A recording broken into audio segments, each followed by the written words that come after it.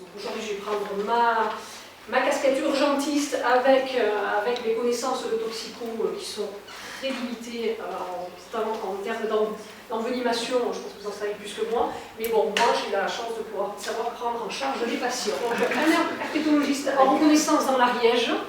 Donc, il manipulait une espèce que vous verrez plus tard dans les diapositives.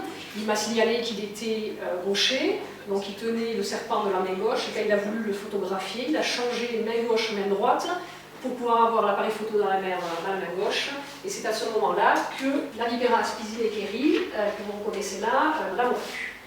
On va voir un petit peu toute l'évolution et les risques secondaires aux morsures par ce type d'espèce. Morsure au doigt lors de la manipulation d'une vipère à spizzileckeri, donc celui qui nous l'a identifié, le 18 août vers 17 h en Ariège. Douleur immédiatement au point de morsure.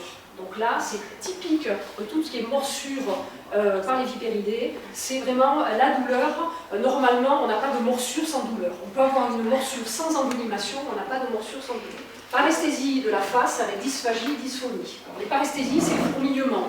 C'est vraiment des signes neurologiques. Au niveau, là c'était au niveau périphérique, au niveau du membre, non c'est au niveau de la face, pardon, donc c'était vraiment rapidement extensif. Dysphagie c'est difficulté, dys c'est anomalie et phagie c'est à avaler, donc à déglutir. Dysphagie c'est difficulté à déglutir et dysphonie c'est difficulté à parler, la modification de la voix.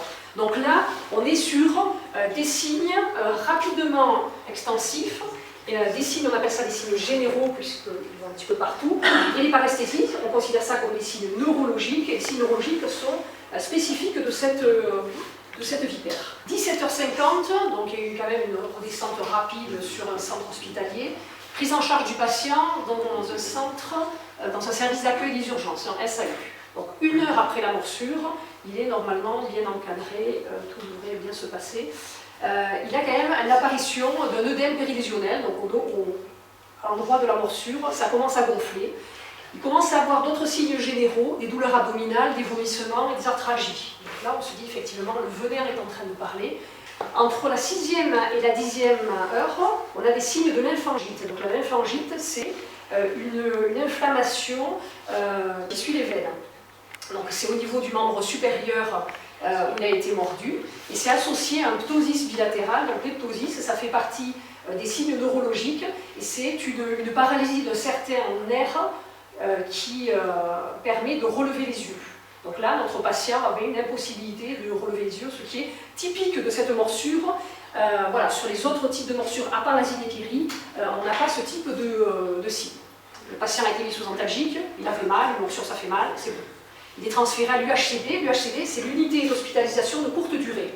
Donc c'est un service qui est après le service d'accueil des urgences et qui permet de garder les patients de 24 à 48 heures.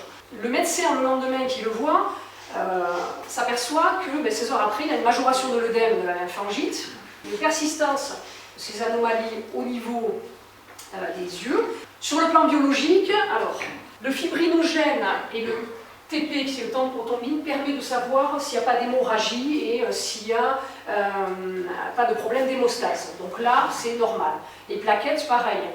Les plaquettes sont dosées pour savoir s'il n'y a pas un problème de coagulation et si jamais ça saigne, normalement les plaquettes doivent venir faire un caillot et arrêter le saignement. Donc si les plaquettes avaient été vraiment très basses, ça aurait été problématique. Là, elles sont normales. Donc là, a priori, sur le plan biologique, on n'a rien de particulier. Donc le patient est réévalué donc, le lendemain à l'UHCD. Vu la majoration dans la lymphangite qui atteint le creux axillaire, il est décidé de faire un échodoppler. Un échodoppler, c'est une échographie qui permet de savoir si le sang circule bien, s'il n'y a pas de phlébite, de cailloux dans le système veineux, donc a priori il n'y avait rien de particulier. Il est mis en évidence une petite nécrose modérée de l'extrémité de la pulpe du doigt au niveau de la morsure. Donc là, on a des enzymes du venin qui commencent à faire effet, puisque les enzymes, alors je ne vais pas vous faire un cours sur le venin, mais en fonction du type de serpent de l'âge du serpent juvénile ou plus vieux, on a des dosages d'enzymes, de protéines et autres qui varient. Donc on a dans les venins en général des produits qui font plus l'inflammation, des produits qui font plus l'hémorragie et des produits qui font plus de la nécrose. Voilà. Donc là on a une nécrose modérée au niveau de la pulpe du doigt et à ce moment-là le médecin pense à appeler le centre antipoison. Donc il est 11 h le lendemain matin, donc on est à 18 h de la morsure. Donc là, au vu des signes neurologiques, au vu des signes généraux, il est décidé de faire une dose de viperfave. Alors le viperfave, c'est ça, une dose, 1100 € la dose. Voilà, donc c'est pour ça qu'on ne balance pas une dose à tous les patients qui se font mordre parce qu'on réfléchit avant. Donc on a des protocoles qui sont bien mis en place au niveau du CHU, au niveau national. Voilà, et ce viperfave, ce sont des anticorps qui sont fabriqués à partir des antigènes de venin, du venin on va dire, qui est injecté à des chevaux. Donc ils ont pris des volumes assez importants au niveau sanguin. Donc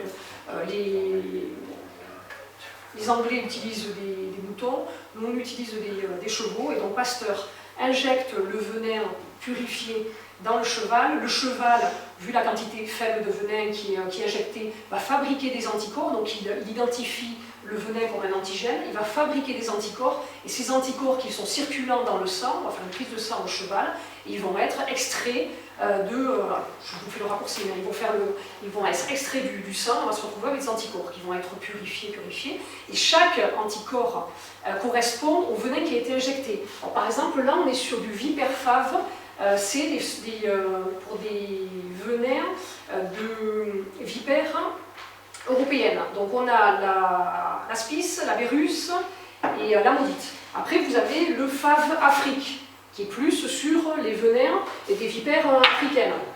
Donc notre patient a du viperfave qui est administré donc à 13 h à H20 de la morsure.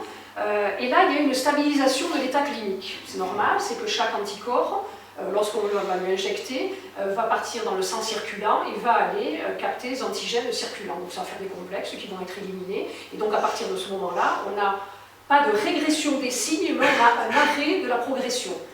Voilà. La régression se fait vraiment secondairement, donc à H36, donc quand même presque un jour et demi après, on a une diminution de l'œdème et une régression du ptosis. On a des œdèmes qui peuvent persister pendant des semaines. Donc le but du viperfave, c'est vraiment d'arrêter la progression, mais par contre, la régression se fait petit à petit, progressivement. Donc il sort le 20 à 14 h, et il y a un suivi du patient qui se fait concernant la sensibilité, l'érythème. Alors en général, on fait un suivi concernant la clinique, et on fait un suivi, on verra après, sur les études qu'on a fait, on fait un suivi aussi de la bonne tolérance du viperfave, parce que le viperfave, c'est un produit très allergisant. On va lancer des anticorps de cheval à quelqu'un. Certes, c'est purifié, mais on peut avoir des patients qui sont allergiques à des composants du cheval. Du coup, il y a une surveillance qui se fait, et cet antidote, on ne peut pas le faire au pied d'un arbre, comme ça. Il faut vraiment que ça soit dans une structure hospitalière, et normalement, c'est avec un service de réa pas loin ou un chariot de réanimation. Concernant la prise en charge des patients, on a plusieurs grades. Donc on a le grade 0. Alors, là, le patient il s'est fait mordre quand même. Aucun symptôme, à part la douleur secondaire à la morsure.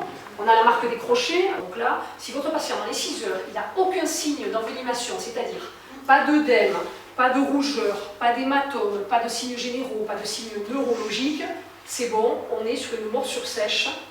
Ça a mordu, ça n'a pas envenimé.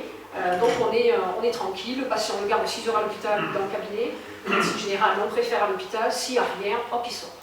Le grade 1, c'est ce qu'on a le plus.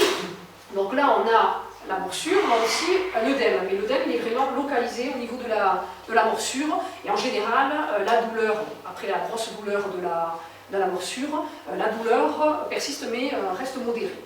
Donc ce patient, lui, va avoir un traitement symptomatique, donc antalgique, contre la douleur. On va lui glacer le membre, et on va faire une surveillance de 24 heures, avec une biologie, une prise de sang pour voir un petit peu comment évolue le TP, on a vu, le fibrinogène, les plaquettes et les globules. Voilà. Si lui, dans les 24 heures, ça ne s'est pas majoré, c'est resté juste local, il peut ressortir. Par contre, après, à partir du grade 2, là, on a des œdèmes qui sont extensifs. Donc là, ça a pu rester localement au niveau de la morsure, mais vraiment, on va passer sur les articulations sus ou sous-jacentes. Donc là, on garde aussi le patient, parce qu'on est sur un grade 2A. Donc celui-là va bénéficier du Viperfav. Le grade 2B, donc c'est le 2A plus les signes généraux, les signes biologiques, c'est l'effondrement des plaquettes, l'effondrement des P et autres. Ça aussi, c'est un facteur de gravité, donc eux bénéficient du Viperfav. Donc le Viperfav, c'est juste ce petit flacon dans une petite perfusion. On le passe en 1 heure. Normalement, il faut une seule injection. Voilà. Je dis normalement parce qu'on a de temps en temps des cas résistants, notamment une petite qu'on a pris en charge dimanche dernier à la garde, qui a eu une dose à Montauban et qui a été rapatriée sur Toulouse parce qu'elle est passée d'un grade 2A, malgré le Viperfav, elle est passée au grade 2B, ça commençait à passer sur le 3, donc voilà, on a balancé un deuxième flacon, et ça s'est arrêté, tous les signes se sont arrêtés net. On va avoir des soucis à l'heure actuelle, peut-être que vous en avez entendu parler, c'est que le Viperfav, c'est très cher, et pour le labo, ça rapporte pas grand-chose. Pasteur est en train d'arrêter la production. Donc là, on est en train de se battre avec les agences nationales pour éviter ça, parce que le problème, c'est qu'on va se retrouver face à des patients, c'est un retour en arrière, un moment en arrière en même temps, parce que je vois, il y a des patients qui devront bénéficier d'un antidote, mais il n'y en aura plus. Alors je vous rassure, pour l'instant, il en reste, on en a encore une dizaine sur la région, donc vous avez encore quelques mois pour faire l'ombre. Voilà, sur la France entière, il doit y avoir une centaine de flacons. Alors, juste pour vous parler 10 secondes du centre antipoison, le centre antipoison, maintenant c'est 13 départements. On regroupe Midi-Pyrénées 8 départements et Languedoc-Roussillon, 5 départements. Donc la provenance des appels, c'est public et professionnel de santé, donc vous pouvez très bien nous appeler si jamais vous avez un souci. Donc, en matière d'herpéto, le constat en 2012, c'est qu'on s'est rendu compte qu'il n'y avait pas de données épidémiologiques précises sur l'incidence des morsures des vipères en demi-père en France. Donc, nos collègues d'Angers ont décidé de mettre en place une étude pour aller un petit peu plus loin par rapport à les études qui avaient été publiées en 2012 et qui étaient relativement limitées en matière de chiffres. Donc là, on voulait savoir un petit peu la spécificité régionale de la répartition des espèces de vipères, notamment les vipères neurotoxiques qui étaient plus localisées en pourtour méditerranéen, enfin, ou du moins au sud de la France, et voir si elles s'étaient déplacées. Alors nous, on réfléchit comme des médecins. Hein. Si on a un cas à Paris, c'est qu'on a une vipère qui est partie se balader à Paris. Voilà. Donc on voulait savoir un petit peu si on n'avait que de la neurotoxicité chez nous ou si c'était plus vers le nord. Donc on a mis aussi en place, enfin nos collègues d'Angers ont mis en place aussi des recommandations. On voulait voir comment les recommandations concernant le Viperfav étaient suivies, si elles étaient suivies ou pas, concernant notamment l'administration. Certains faisaient une dose, d'autres deux, l'autre immédiatement, l'autre 4 heures après. Donc voilà, ça, il a fallu qu'on remette tout ça à plat. Et donc il y a une étude nationale prospective qui a été mise en place en 2013. Donc c'est sur la prise en charge des envenimations vipérines en France, c'est l'étude nationale des centres antipoisons. Donc on a tous les centres antipoisons qui ont été représentés. Donc on a voulu faire une étude nationale sur 1 an, 1er janvier 31 décembre 2013. Et la définition, c'était tous les cas de morsure de vipère, y compris morsure blanche, donc c'est-à-dire juste morsure sans envenimation, donc le grade 0, que les patients aient été traités ou non par Viperfav, voir un petit peu comment ils étaient traités et notamment quels étaient les signes qu'ils avaient développés. Donc le protocole a été envoyé à tous les services d'urgence et à tous les centres antipoisons. Et on a eu des fiches de recueil, des données cliniques, donc les signes cliniques et biologiques qui ont été colligés et avec un suivi à 15 jours et qui a été renvoyé vers Angers qui a mis en place toute l'étude épidémiologique. Donc sur 1 an, on a 277 cas de morsure de vipères qui ont été recensés par les centres antipoisons en 2013. Alors, on peut dire que c'est beaucoup, on peut dire que c'est peu, il y a toujours des biais dans ces études. Les circonstances de ces 277 morsures déclarées, c'était 91,7% une rencontre fortuite. Donc on est sur, on va dire, du grand public. C'était des patients qui soit marchaient en tongs dans les hautes herbes, soit au jardinage, soit manipulation de bûches de bois pour rentrer le bois dans la maison, soit des gamins qui mettent les doigts dans des petits trous en se promenant, et hop, petite morsure. Après, on a quand même 8,3% de manipulation animale. Alors, voilà, toujours pareil, est-ce que c'est un biais de l'étude? C'est Angers qui met en place l'étude, et on a quand même 42 morsures à Angers. Bon, nous, on n'est pas trop mal placés, 27. Après, on est un petit peu étonné du peu de morsures sur Marseille. Le sexe ratio, c'est les hommes, les mâles, par rapport aux femelles. Donc il est de 2,1. On a quand même 186 hommes qui se sont fait mordre par rapport à 90 femmes. L'âge moyen 43 ans, donc on voit quand même que les enfants, les enfants sont quand même du moins épargnés. On a quand même 25% de personnes qui ont moins de 15 ans. Entre 15 et 65 ans, c'est 63%, et on a plus de 65 ans, 12%. Concernant le grade de sévérité, donc on en a 68 cas morsure sèche, donc la morsure, donc ça fait quand même 25%. C'est un quart où on a juste la morsure. Ensuite, plus le grade est haut, moins on devrait avoir des patients. Effectivement, le 3, on en a plus.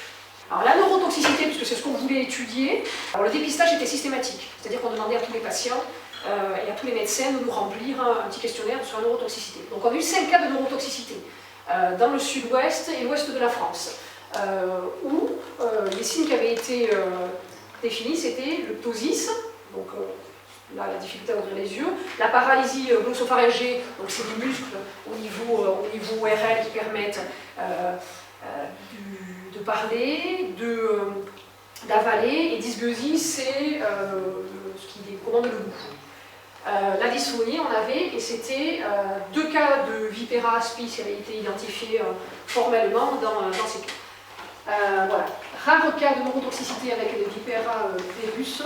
Donc voilà, on commence à se demander si effectivement il n'y a pas des mutations au niveau des nerfs, mais bon, on reste quand même sur la synéchérie, sur la prédominance des signes neurologiques. La gradation, donc en fonction des grades, qui est le plus atteint? En fait, pas grand-chose. C'est indépendant de l'âge, du sexe et des saisons. On n'a pas plus de gravité chez l'enfant, ou plus de gravité chez la femme, ou plus de gravité l'été par rapport à l'hiver. Donc là, quelle que soit la saison ou l'âge à laquelle vous faites mordre, ça ne changera rien. Donc en conclusion, on est sur une pathologie qui est relativement fréquente en France. On confirme que le viperfave c'est efficace, donc il va falloir qu'on en ait encore au centre antipoison, et que plus on va traiter précocement ces patients, du moment qu'ils sont en grade 2, moins ils vont avoir des signes généraux et de gravité.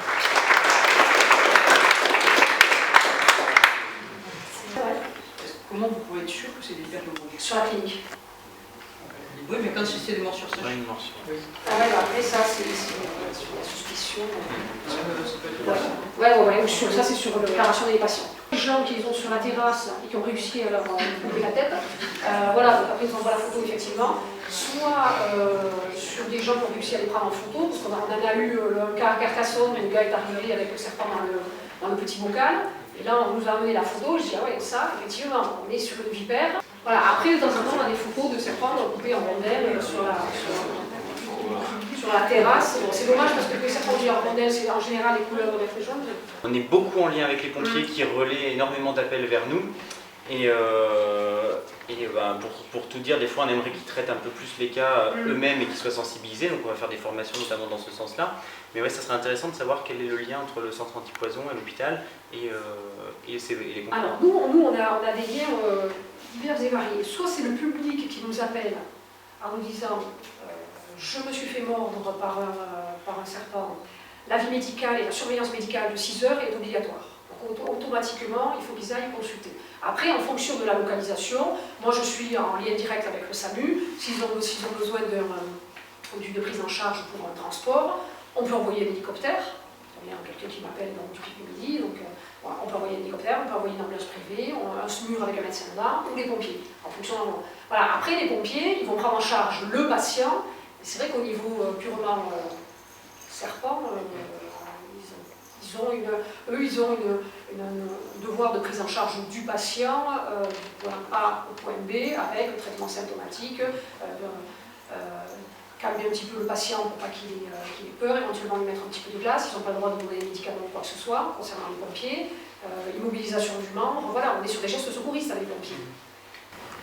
Alors, moi je repensais effectivement à l'étude qui a été lancée par Angers, avec la cartographie qui montrait les résultats répartition en France du morsure, et ensuite il y a eu le bilan par grade. Ce qui serait intéressant, c'est, je ne sais pas, si de remettre sur la même cartographie uniquement les morsures où il y a vraiment eu en réanimation, pour voir s'il y a une répartition en France. Parce que après, il serait vraiment intéressant qu'on se mette en relation entre les herpétologues qui font l'étude de la répartition des vipéridés en France. C'est-à-dire qu'il y a des cartographies qui existent, la répartition des vipères, et de comparer ça avec cette carte qui est intéressante, puisque par exemple tout le nord de la France, on va dire à partir de la Picardie, la région au nord de la Picardie, je sais pas comment ça s'appelle, près de la Belgique, la Ligne, tout ça, il n'y a pas de vipères pratiquement. Donc en toute logique, on devrait avoir quasi zéro morceau de vipères. Il y a un peu de pédale, mais c'est vraiment des zones tout le nord-est de la France qui sont quasi dépourvues de vipères. Est-ce que ça colle ça avec... Donc, par exemple, le sud-est, les environs de Marseille, ce qu'on disait tout à l'heure, la vipère aspic, il y en a un peu dans l'arrière-pays, il n'y en a pas énorme. Par contre, d'autres secteurs, on voit qu'il y a beaucoup de cas de morsure, de voir si ça correspond avec une logique de géographie. Je pense qu'on aura un rapprochement à faire là-dessus. Alors moi, ce que je peux vous faire, c'est, à la limite pour le groupe, c'est vous donner les coordonnées du... je ne sais plus qui s'en occupait, c'est David Bols à Angers. Et voilà, il est vraiment très porté sur ça. Et donc voilà, là, je pense que vous pouvez... C'est vrai que ce que disait Jean à côté de moi, c'est même à l'échelle du département. Plus fin pour nous, parce que par exemple, la grande région centre, enfin l'ex-région centre, maintenant, c'est plus grand. Entre la Beauce, où il n'y a absolument aucun serpent, et les environs de la Sologne, où on a encore pas mal de vipères aspic, de voir un peu comment ça se répartit. Et vous n'avez pas parlé de mortalité. Donc en France, depuis quand personne n'est mort d'une morsure de vipère? C'est pareil, c'est le biais de la déclaration au centre antipoison, mais au centre antipoison, il n'y avait aucun cas qui avait été déclaré sur les 10 dernières années de décès.